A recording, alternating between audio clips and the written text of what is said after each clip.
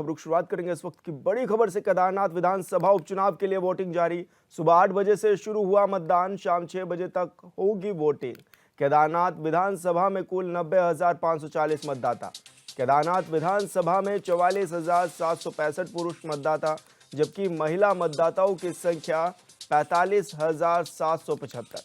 कुल सर्विस मतदाता हैं 2,949 और क्षेत्र में कुल 173 पोलिंग बूथ भी बनाए गए हैं। सुरक्षा के सभी इंतजाम पूरे किए गए हैं। उपचुनाव में कुल 6 उम्मीदवार। बीजेपी कांग्रेस में होनी है जोरदार टक्कर। तो बड़ी खबर आपको बता रहे हैं जहां पर कड़ी टक्कर देखने को मिल रही है और सुबह से ही मतदान जारी है। लोग घरों से निकलकर मतदान करने के लिए पहुंच रहे हैं।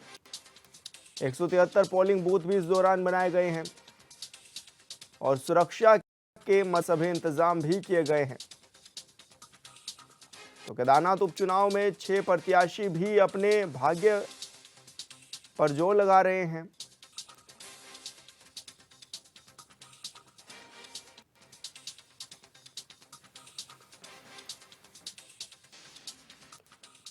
और संवाददाता अरुण सैनी हमारे साथ लाइव जुड़ गए। अरुण, किस तरह का माहौल नजर आ रहा है केदारनाथ में और क्या माने किस तरह की अभी कितनी प्रतिशत मतदान हो भी चुका है? लोग घरों से निकलकर किस तरह से मतदान करते हुए नजर आ रहे हैं?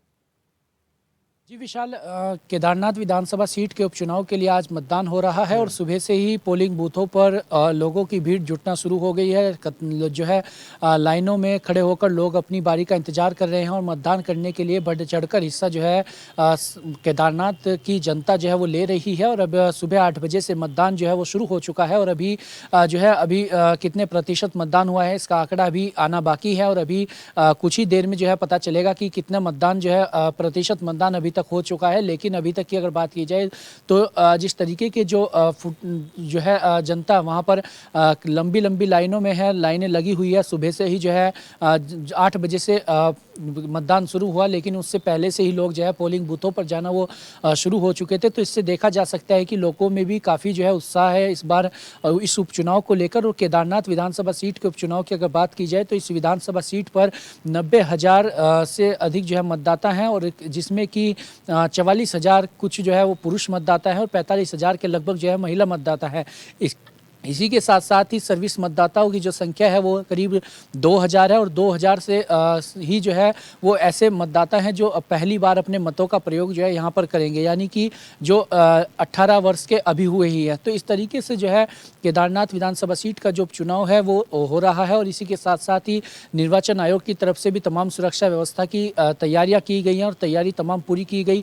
CCTV फुटेज हो या जो अन्य जो है तैयारियाँ हों, सभी तैयारियाँ भी पूरी की गई है। और ऐसे में इस सीधे तौर पर अगर देखा जाए तो केदारनाथ विधानसभा सीट पर भारतीय जनता पार्टी और कांग्रेस पार्टी के बीच में ही जो है मुकाबला माना जा रहा है। लेकिन इस विधानसभा सीट के उपचुनाव के लिए 6 प्रत्याशियों ने अपनी किस्मत आजमाई है। 6 उम्मीदवार जो है इस सीट पर है, लेकिन ऐसे में किसकी किस्मत चमकेगी, केदार घाटी की जनता किसका साथ देगी, आज जो है केदार घाटी की जनता इसके लिए मतदान करेगी और 23 नवंबर को मतगणना वाले दिन ये तमाम चीज़ें स्पष्ट हो जाएंगी कि आखिर केदार घाटी की जनता ने किसके सर पर ताज सजाने का काम किया है। अरुण, लोगों को किस तरह से जागरूक करने का काम किया गया था पिछले दिनों और क्या माने कितना बढ़ चढ़ करके लोग इसमें हिस्सा भी लेंगे और घरों से बाहर निकलकर मतदान करेंगे? जी विशाल, देखिए मतदान करने के लिए लगातार जो है निर्वाचन आयोग की तरफ से भी और राज्य निर्वाचन आयोग की तरफ से जागरूकता अभियान भी चलाया जाता है। इसी के साथ साथ जो राजनीतिक दल हैं वो भी लगातार जनता से मतदान करने की अपील करते हैं और जनता से अपील करते हैं कि बढ़ चढ़ कर वो मतदान के लिए हिस्सा ले।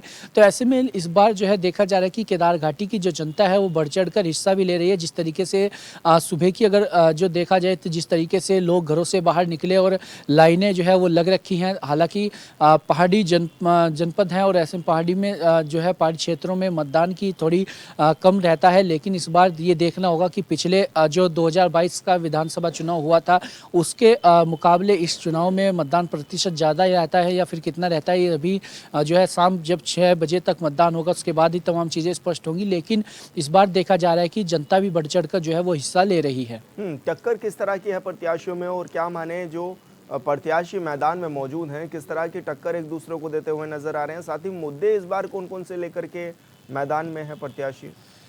जी विशाल, देखिए सीधे तौर पर अगर देखा जाए तो जिस तरीके से हमने बताया, भारतीय जनता पार्टी और कांग्रेस दोनों ही दलों की सीधे सीधे तौर पर यहाँ पर टक्कर होनी है।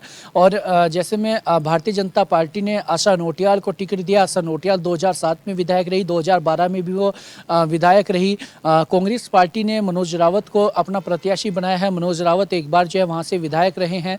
तो ऐसे में अब इन दोनों ही प्रत्याशियों के बीच में सीधे तौर पर मुकाबला माना जा रहा है। और ऐसे में हालांकि 6 प्रत्याशी जो है अपनी किस्मत वहां पर आजमा रहे हैं। निर्दलीय भी है, यूकेडी ने भी अपना प्रत्याशी वहां पर उतारा है जो कि क्षेत्रीय दल है, उत्तराखंड क्रांति दल।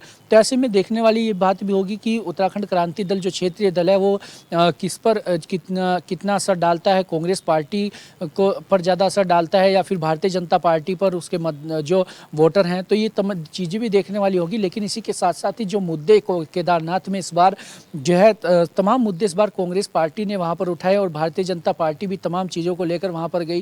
कांग्रेस पार्टी ने सोना चोरी का मामला जो है वो काफ़ी ज़्यादा जो है उठाया। इसी के साथ साथ ही सड़कों के डामरीकरण का मुद्दा काफ़ी ज़्यादा वहाँ पर उठा। और इसी के साथ साथ जिस तरीके से दिल्ली के बुराड़ी में जो मंदिर बन रहा था, हालांकि अब नहीं बन रहा है, इसका मुद्दा लगातार कांग्रेस पार्टी उठाती रही है। लेकिन लास्ट के अंतिम दिनों का जो प्रचार प्रसार रहा, यानी कि 17 तारीख से अगर 15, 16, 17 तारीख का प्रचार देखें तो उसमें सबसे ज़्यादा तूल जो है इस मुद्दे ने पकड़ा जो दिल्ली के बुराड़ी में मंदिर बन रहा था, जिसको लेकर राजनीतिक दलों के दिग्गजों के द्वारा कस्में भी खाई गई, सौगंध खाई गई। और ऐसे में केदार बाबा की सौगंध खाई, कोई गंगा में जाकर किसी ने सौगंध खाई। तो इस तरीके से जो है तमाम प्रचार प्रसार देखने को मिला है। और इस चुनाव में अगर देखा जाए तो जो पार्टियों के दिग्गज है, चाहे वो कांग्रेस पार्टी की बात हो या भारतीय जनता पार्टी, दोनों ही दलों के दिग्गजों ने पूरी जान इस चुनाव में झोंकी है, पूरी ताकत झोंकी और पूरा प्रचार प्रसार करने का काम किया। तो ऐसे में इस चुनाव में सीधे सीधे तौर पर दिग्गजों की साख दांव पर है। और ये चुनाव जो है काफ़ी हॉट सीट केदारनाथ बनती हुई दिखाई दे रही है। और ऐसे में क्योंकि केंद्र की नज़र भी लगातार इस सीट पर है, तो ऐसे में क्योंकि अगर भाजपा के वैचारिक दृष्टिकोण से भी अगर देखा जाए तो भारतीय जनता पार्टी के लिए काफ़ी महत्वपूर्ण ये सीट है। और कांग्रेस पार्टी के लिए भी एक बड़ी चुनौती इस सीट को जीतना है, क्योंकि कांग्रेस पार्टी भी 2 चुनाव अभी जीती है, चाहे वो बद्रीनाथ विधानसभा सीट का उपचुनाव, मंगलौर विधानसभा सीट का चुनाव कांग्रेस पार्टी जीती। तो ऐसे में दोनों ही दलों ने अपनी अपनी तरफ से कोई कोर कसर नहीं छोड़ी। दोनों ही दलों ने पूरी तैयारियां अपनी की है, पूरा प्रचार प्रसार किया है, पूरी ताकत जो है दोनों ही दलों ने जो की है। लेकिन अब केदार घाटी की जनता के मूड पर निर्भर करता है कि केदार घाटी की जनता किसके सर पर ताज सजाती है और केदार घाटी की जनता किसे अपना समर्थन देती है। बिल्कुल अरुण, बहुत शुक्रिया आपका तमाम जानकारी साझा करने के लिए।